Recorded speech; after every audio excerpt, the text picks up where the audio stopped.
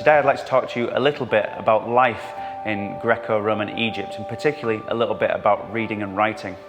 To do that, I have this lovely little stela here at the top there. It's quite small, but what it actually tells us about life in Roman Egypt is really quite big. It was made around 250 AD by a father for his daughter who'd just died.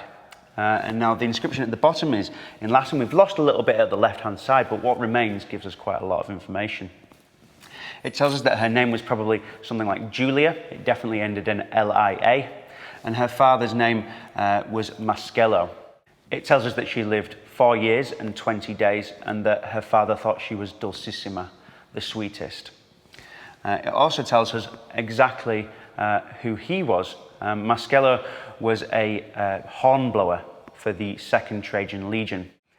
Egypt's relationship to Rome can be quite complex. Whilst we might think of the military aspects and the domination and really the exploitation of Egypt as a source particularly of stone, foodstuffs and other wealth, really Egypt also gains a lot from Rome.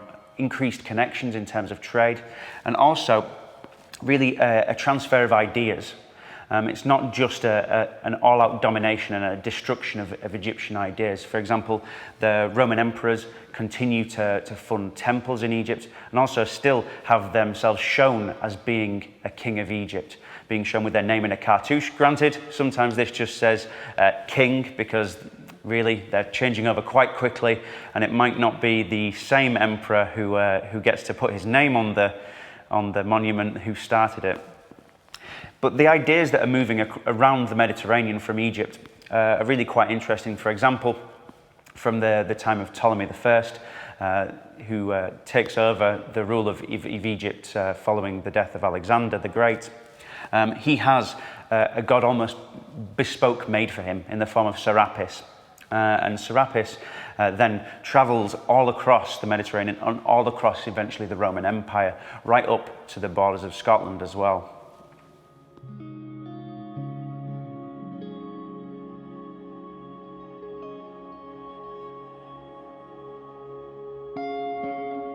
It's made out of a material that's quite easy to carve in this type of stone, but it's from a reused lintel from another building. So the back has actually got a bit of waves on it from the decoration that had previously been there.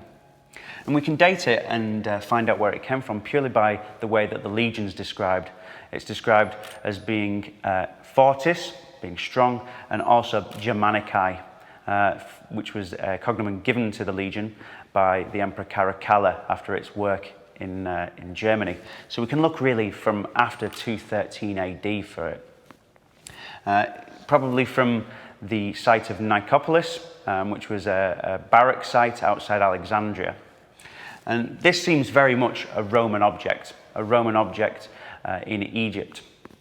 During the same time though, whilst Rome is in Egypt around this period of time, and has been for the past 200 years since the Roman conquest of Egypt in 30 BC, and will still be there for another few hundred years till the 600s, when Rome is eventually ousted. Rome isn't necessarily the only thing in Egypt. It's not the most dominant idea, the most dominant power. Actually, the languages that are spoken in Egypt and the texts that are written include up to the 390s, hieroglyphs, Greek, and obviously, in this case, Latin. We can see below, in fact, a wonderful example of the knowledge of hieroglyphs slightly deteriorating as we move into the Roman period, where someone's had a wonderful traditional Egyptian-style stela made for their burial.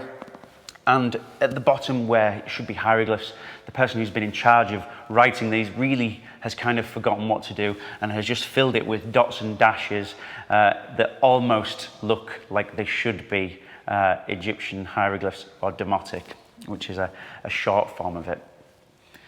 The idea of being able to read and write really as an idea of someone who's literate can go really on quite a big scale. The people who are learning Greek and Latin now at school, or when I was learning how to read Egyptian hieroglyphs, you're at different levels of literacy. Whether you can write them out quite easily, or whether you struggle to read them, you can only read a certain set of texts. That same different literacy level was also present in the ancient world.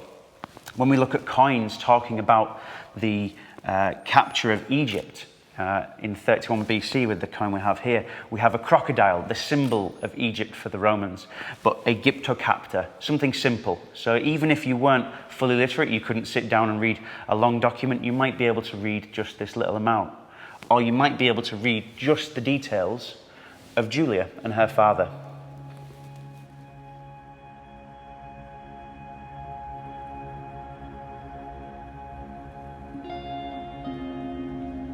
One extraordinary source of literary evidence from the ancient world comes from the city of Oxyrhynchus in Egypt, which is near the Fayum. So if you imagine the Nile heading up towards the delta that fans out in the north, you have a little area on the left-hand side to the west, which is called the Fayum, which is where the city is. Now, Oxyrhynchus gets its name in the Greek from the fish associated with the region, which means in Oxyrhynchus, the sharp-nosed fish, or in ancient Egyptian, Medjed. So the town actually was called Per Medjed, the house of Medjed. A much easier thing to spell than Oxyrhynchus.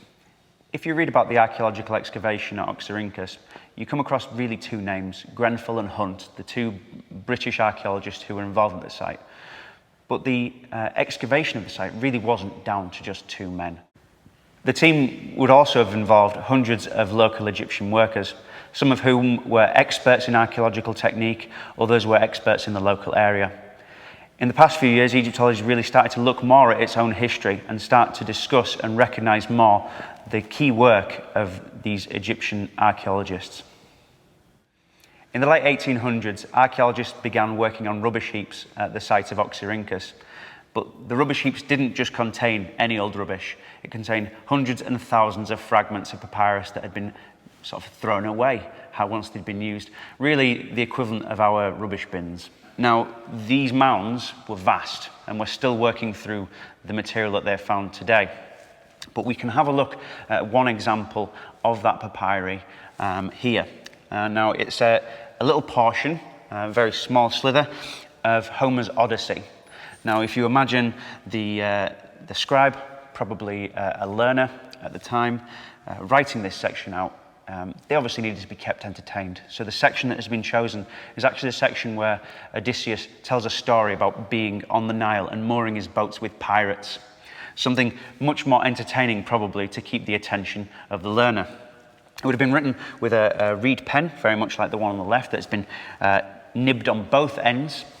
But there was other ways to write as well. For example, on the wax tablet below, obviously it wouldn't work so much with reeds, so you use a stylus made out of metal, and you can write away and then use heat to completely clean the slate, which is where we get the idea of a clean slate, a rasa tabula. Now, from Oxyrhynchus, hundreds and thousands of pieces of papyri have been found of all different varieties, including very early fragments of the Bible, pieces of Aristotle, Philo, wonderful sections of poetry from Sappho, and this is just one element of it. Now, even at this time, when this piece was written in 100 AD, even then as a part of the Roman Empire, people still couldn't be Roman citizens automatically. It was only with the Emperor Caracalla's decree that made Egypt, which was so vital to Rome's success, part of its citizenry.